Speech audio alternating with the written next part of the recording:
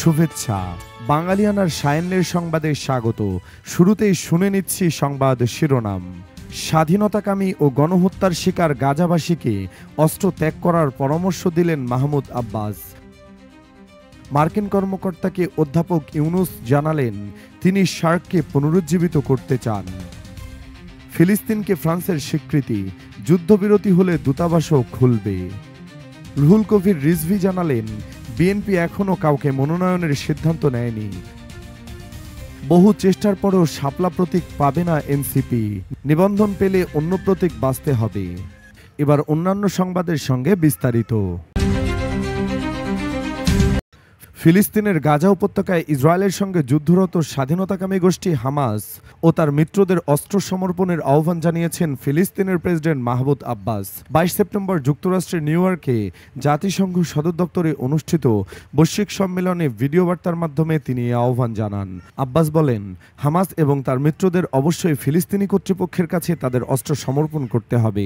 আমরা চাই একটি ঐক্যবদ্ধ রাষ্ট্র যেখানে সাধারণ নাগরিকদের কাছে কোনো অস্ত্র থাকবে না, রাষ্ট্র চলবে এক আইনের অধীনে এবং থাকবে একটি বৈধ নিরাপত্তা বাহিনী। তিনি আরও জানান, গাজায় যুদ্ধ শেষ হলে 3 মাসের মধ্যে অন্তর্বর্তীকালীন সরকার গঠন করা হবে। সেই সরকারের প্রধান দায়িত্ব হবে প্রেসিডেন্ট ও সংসদীয় নির্বাচন আয়োজন করা। শাসন ব্যবস্থায় হামাসের কোনো ভূমিকা থাকবে না। হামাসকে ফিলিস্তিনি কর্তৃপক্ষের কাছে তাদের অস্ত্র সমর্পণ করতে হবে। অন্তর্বর্তী সরকারের প্রধান উপদেষ্টা মোহাম্মদ ইউনুস বলেছেন, আগামী বছরের ফেব্রুয়ারির প্রথমার্ধে অবাধ, সুষ্ঠু ও শান্তিপূর্ণ জাতীয় নির্বাচন আয়োজনের লক্ষ্যে সরকার ব্যাপক প্রস্তুতি নিচ্ছে। বাসস জানায়, সোমবার নিউ ইয়র্কে যুক্তরাষ্ট্রের দক্ষিণ ও মধ্য এশিয়া বিষয়ক বিশেষ দূত এবং ভারতের জন্য মনোনীত রাষ্ট্রদূত সার্জিও গোরের সঙ্গে বৈঠকে তিনি একথা বলেন। ইউনুস বলেন, ফেব্রুয়ারিতে নির্বাচন অনুষ্ঠিত হবে। নির্বাচন হবে অবাধ, সুষ্ঠু ও শান্তিপূর্ণ। দেশ এজন্য সম্পূর্ণ প্রস্তুত। প্রধান উপদেষ্টা বলেন, সার্ক প্রায় 1 দশকেরও বেশি সময় ধরে সম্মেলন আয়োজন করতে পারেনি। অন্তর্বর্তী সরকার এই সংস্থাকে পুনরুজ্জীবিত করার জন্য জোর প্রচেষ্টা চালাচ্ছে। তিনি বলেন, দক্ষিণ পূর্ব এশিয়ার অর্থনীতির সঙ্গে সংযুক্তি বাংলাদেশের উন্নয়নকে বহুগুণে এগিয়ে নিতে পারে। এজন্য বাংলাদেশ আসিয়ানে যোগ দেওয়ার আগ্রহ প্রকাশ করেছে। নেপাল, ভুটান এবং ভারতের উত্তর পূর্বাঞ্চলীয় 7টি রাজ্যের সঙ্গে অর্থনৈতিক সম্পর্ক জোরদারের উপর গুরুত্ব আরোপ করেন সরকার প্রধান। ফিলিস্তিনি রাষ্ট্রকে আনুষ্ঠানিকভাবে স্বীকৃতি দিয়েছে ফ্রান্স। তবে হামাস যুদ্ধবিরতিতে সম্মত হলে এবং তাদের হাতে বন্দী সব জিম্মি মুক্তি দেওয়া হলেই কেবল ফিলিস্তিনি রাষ্ট্রে দূতাবাস খুলবে বলেও দেশটি জানিয়েছে। নিউ ইয়র্কে ফরাসি প্রেসিডেন্ট ইমানুয়েল ম্যাক্রো বলেন, শান্তির সময় এসেছে এবং গাজায় চলমান যুদ্ধকে কোনোভাবেই সমর্থন করা যায় না। ফ্রান্স ও সৌদি আরব জাতিসংঘের সাধারণ পরিষদে একদিনের শীর্ষ সম্মেলনের আয়োজন করছে, যেখানে ফিলিস্তিনে চলমান সংঘাত নিরসনে 2 রাষ্ট্র সমাধানের পরিকল্পনা নিয়ে আলোচনা হবে। রোববার যুক্তরাজ্য, কানাডা, অস্ট্রেলিয়া ও পর্তুগাল ফিলিস্তিনি রাষ্ট্রকে স্বীকৃতি দেয়। একই ধরনের পদক্ষেপ নেওয়ার কথা বলছে বেলজিয়াম, লুক্সেমবার্গ, মাল্টা, অ্যান্ডোরা এবং সান মারিনোর।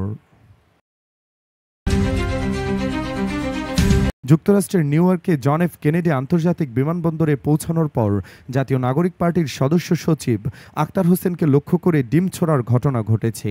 জাতিসংঘের সাধারণ পরিষদের 80তম অধিবেশনে যোগ দিতে অন্তর্বর্তী সরকারের প্রধান উপদেষ্টা অধ্যাপক মোহাম্মদ ইউনুসের সফরসঙ্গী হিসেবে আক্তার হোসেন সেখানে পৌঁছান।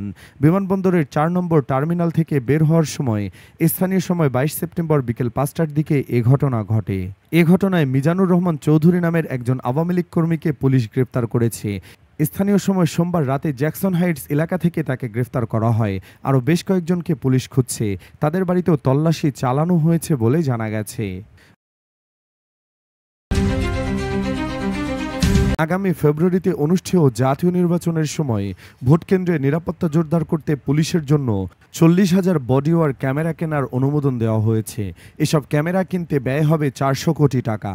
23 সেপ্টেম্বর সচিবালয়ে সরকারি ক্রয় সংক্রান্ত উপদেষ্টা পরিষদ কমিটির বৈঠক শেষে সাংবাদিকদের বিষয়টি জানিয়েছেন অর্থ উপদেষ্টা ডক্টর সালেহ উদ্দিন আহমেদ। তিনি বলেন, পুলিশের জন্য 40,000 বডিক্যাম কেনার প্রস্তাব অনুমোদন দেওয়া হয়েছে। স্বচ্ছতা নিশ্চিতে ইউএনডিপির মাধ্যমে এসব ক্যামেরা কেনা হবে। বিএনপির পক্ষ থেকে আগামী জাতীয় নির্বাচনের জন্য কোনো আসনে বা কোনো প্রার্থীকে সবুজ সংকেত দেওয়া হয়নি বলে জানিয়েছেন দলটির সিনিয়র যুগ্ম মহাসচিব রুহুল কবির রিজভী। সম্প্রতি প্রার্থীদের সবুজ সংকেত দিচ্ছে বিএনপি সংবাদ প্রকাশ করেছে বিভিন্ন গণমাধ্যম। রিজভী জানিয়েছেন, সবুজ সংকেত সংক্রান্ত প্রতিবেদনগুলোকে মন গড়া। 23 সেপ্টেম্বর মঙ্গলবার সকালে রাজধানীর নয়াপল্টনে কেন্দ্রীয় কার্যালয়ে অনুষ্ঠিত সংবাদ সম্মেলনে একথা জানান রুহুল কবির রিজভী। নেতাকর্মীদের বিভ্রান্ত না হওয়ার আহ্বান জানিয়ে তিনি বলেন, বিএনপির মনোনয়নের নামে নাম প্রকাশ না করার শর্তে বিএনপি মনোনয়নের নামে নাম প্রকাশ করে মিথ্যা তথ্য দিয়ে অপপ্রচার চালিয়ে বিভ্রান্ত তৈরির চেষ্টা করছে একটি মহল। জাতীয় নাগরিক পার্টি এনসিপির প্রত্যাশিত শাপলা প্রতীক ছাড়াই জাতীয় সংসদ নির্বাচনের প্রতীক তালিকা চূড়ান্ত অনুমোদন দিয়েছে নির্বাচন কমিশন। কমিশন সচিব আখতার আহমেদ বলেছেন, এনসিপি যদি নিবন্ধনও পায়, তালিকায় না থাকায় তারা দলীয় প্রতীক হিসেবে শাপলা হবে না। নিবন্ধন পাওয়ার পর দলটির নতুন প্রতীক চাইতে হবে, নির্ধারিত তালিকা থেকে প্রতীক নিতে হবে। মঙ্গলবার নির্বাচন ভবনে সাংবাদিকদের মুখোমুখি হয়ে কমিশনের এই অবস্থান তুলে ধরেন আখতার আহমেদ। তিনি জানান, ১১৫টি প্রতীক রেখে নির্বাচন পরিচালনা বিধিমালার প্রতীক তালিকা সংশোধনের জন্য আইন মন্ত্রণালয়ে পাঠিয়েছিল নির্বাচন কমিশন। ভেটিং সহ আচরণবিধি ও প্রতীক তালিকা অনুমোদন হয়েছে। রংপুরে একটি মাধ্যমিক বিদ্যালয়ে অর্ধশত শিক্ষার্থীকে পেটানোর অভিযোগ উঠেছে বাংলাদেশ গণতান্ত্রিক ছাত্র সংসদের মহানগর কমিটির আহ্বায়ক ইমতিয়াজ আহমেদের বিরুদ্ধে। ভুক্তভোগী শিক্ষার্থী ও অভিভাবকদের অভিযোগ, ইমতিয়াজ আহমেদ ওই বিদ্যালয়ের ব্যবস্থাপনা কমিটির আহ্বায়ক। সম্প্রতি তিনি বিদ্যালয়ে গিয়ে অর্ধবার্ষিক পরীক্ষার ফলাফল শুনে অকৃতকার্য হওয়া শিক্ষার্থীদের ওপর ক্ষিপ্ত হন। এরপর একে একে 3টি শ্রেণীকক্ষে ঢুকে অর্ধশত শিক্ষার্থীকে বেধড়ক পেটান। রংপুর মহানগর হারাটি উচ্চ বিদ্যালয়ে এই ঘটনা ঘটেছে 4 সেপ্টেম্বর। শিক্ষার্থীদের পিটুনি দেওয়ার বিষয়টি প্রকাশ হওয়ার পর সংক্ষুব্ধ অভিভাবকরা স্কুলে গিয়ে ক্ষোভ প্রকাশ করেন। তবে ঘটনার 18 দিন পার হলেও কোনো আইনি ব্যবস্থা নেয়নি প্রধান শিক্ষক। অবশ্য প্রধান শিক্ষক ও অভিযুক্ত ইমতিয়াজ আহমেদের দাবি, তারা ঘটনাটি মীমাংসা করেছেন। উপজেলা শিক্ষা কর্মকর্তা বলছেন, বিদ্যালয়ে শিক্ষার্থীকে শারীরিক নির্যাতন করা সম্পূর্ণ নিষিদ্ধ, তাকে বিষয়টি জানানো হয়নি। ইসরায়েলের বিরুদ্ধে যুদ্ধ অপরাধের অভিযোগে তদন্তের বদলা হিসাবে চলতি সপ্তাহে গোটা আন্তর্জাতিক অপরাধ আদালত আইসিসির ওপর নিষেধাজ্ঞা দেওয়ার বিষয়টি নিয়ে ভেবে দেখছে যুক্তরাষ্ট্র।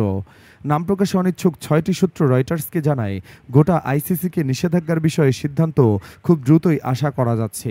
আইসিসির কিছু প্রসিকিউটর ও বিচারককে লক্ষ্য করে এরই মধ্যে নিষেধাজ্ঞা দিয়েছে ওয়াশিংটন। পুরো আদালতের উপর নিষেধাজ্ঞা এতে নতুন মাত্রা যোগ করবে। সম্ভাব্য সার্বিক নিষেধাজ্ঞার প্রভাব নিয়ে আলোচনা করতে এরই মধ্যে জরুরি বৈঠক করেছেন আইসিসির কর্মকর্তারা।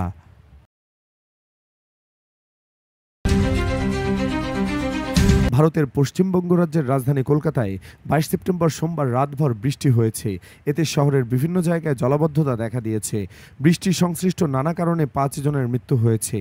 কলকাতার বেনিয়াপুকুর, কালিকাপুর, নেতাজি নগর, গড়িয়াহাট ও ইকবালপুরে এসব প্রাণহানির ঘটনা ঘটেছে।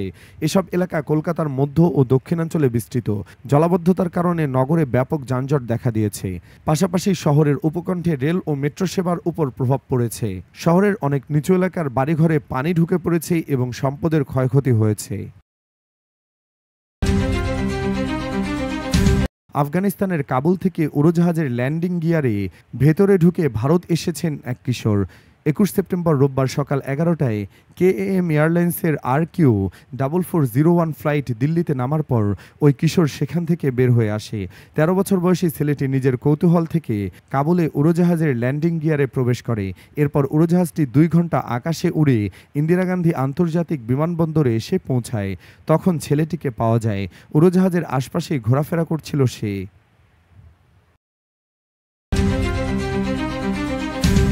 গত মৌসুমে পিএসজিকে প্রথমবারের মতো চ্যাম্পিয়ন্স লিগে জিততে সাহায্য করে ব্যালন ডিওর জিতেছেন ওসমান ডেম্বলে। 2022 সালে করিম বেনজেমার পর এই পুরস্কার জেতা প্রথম ফরাসি ফুটবলার তিনি। এমন স্বীকৃতির পর প্যারিস সেন্ট জার্মেইয়ের ফরাসি ফরোয়ার্ড ওসমান ডেম্বলে জানিয়েছেন, ব্যালন ডিওর জেতা কখনোই তার ব্যক্তিগত লক্ষ্য ছিল না। তবে সোমবার বিশ্বের সেরা খেলোয়াড় হিসেবে নাম ঘোষণার পর পরিবারের কথা বলতে গিয়ে চোখের পানি আটকাতে পারেননি। ব্রুসিয়া ডর্টমুন্ড ও বার্সেলোনার সাবেক এই উইঙ্গার ২০১৮ সালে বিশ্বকাপজয়ী ফ্রান্স দলের সদস্য ছিলেন। গত মৌসুমে সব প্রতিযোগিতা মিলিয়ে ৩৫ গোল করে পিএসজিকে প্রথমবারের মতো চ্যাম্পিয়ন্স লিগের শিরোপা জেতানোর পাশাপাশি লিগ ও কাপ ডাবল জিততেও বড় ভূমিকা রাখেন তিনি। এদিকে টানা তৃতীয়বারের মতো মেয়েদের ব্যালন ডি'র জিতেছেন বার্সেলোনার স্প্যানিশ মিডফিল্ডার আইতানো বানমাতি। প্রথম নারী ফুটবলার হিসেবে ৩ বার বর্ষসেরার এই পুরস্কার জিতলেন তিনি। ছাড়িয়ে গেলেন ২ বার জেতা বার্সেলোনা ও স্পেনের আরেক ফুটবলার অ্যালেক্সিয়া পুতেয়াসকে। বাঙালিয়ানার সায়ান্নের সংবাদ শেষ হলো। ধন্যবাদ।